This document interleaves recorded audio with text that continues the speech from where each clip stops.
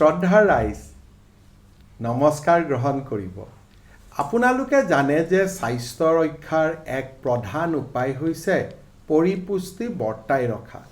সমাজৰ বিভিন্ন বৰ্গ যেনে শিশু তথা মহিলাসকলক সুস্থ আৰু সবল কৰি ৰাখিবলৈ তেওঁলোকৰ পৰিপুষ্টিৰ দিশত মনোনিৱেশ কৰাটো অতিকে গুৰুত্বপূৰ্ণ। কিন্তু দেখা যায় যে পৰিপুষ্টি আমাৰ দেশৰ এক প্ৰধান সমস্যা ৰূপে আজিও বৰ্তি আছে।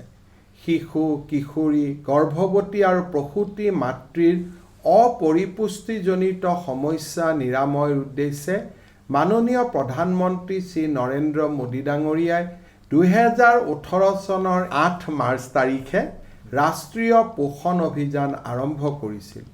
তেতিয়াৰ পৰা প্ৰতি বছৰে ছেপ্টেম্বৰ মাহটো ৰাষ্ট্ৰীয় পোষণ মাহ হিচাপে সমগ্ৰ দেশতে পালন কৰি অহা হৈছে। চলিত বৰ্ষটো 1 ছেপ্টেম্বৰৰ পৰা 30 ছেপ্টেম্বৰলৈ ষষ্ঠ ৰাষ্ট্ৰীয় পোষণ মাহ আয়োজন কৰা হৈছে।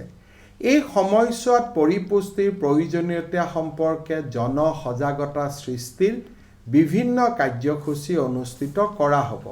পৰিপুষ্টিৰ বাবে মিলেটৰ প্ৰয়োজনীয়তা সম্পৰ্কে এই বছৰ বিশেষ গুৰুত্ব প্ৰদান কৰা হ'ব। ৰাইজ, এই সকলোবোৰ কাৰ্যসূচীত আপোনালোকৰ অংশগ্ৰহণ অতিকে প্ৰয়োজনীয়।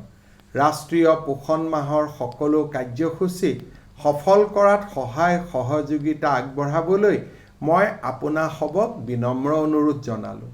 আহক আমি একেলগে এই অভিযান সফল কৰি এখন সবল সমাজ নিৰ্মাণত অৰিহণা যোগাওঁ। ধন্যবাদ।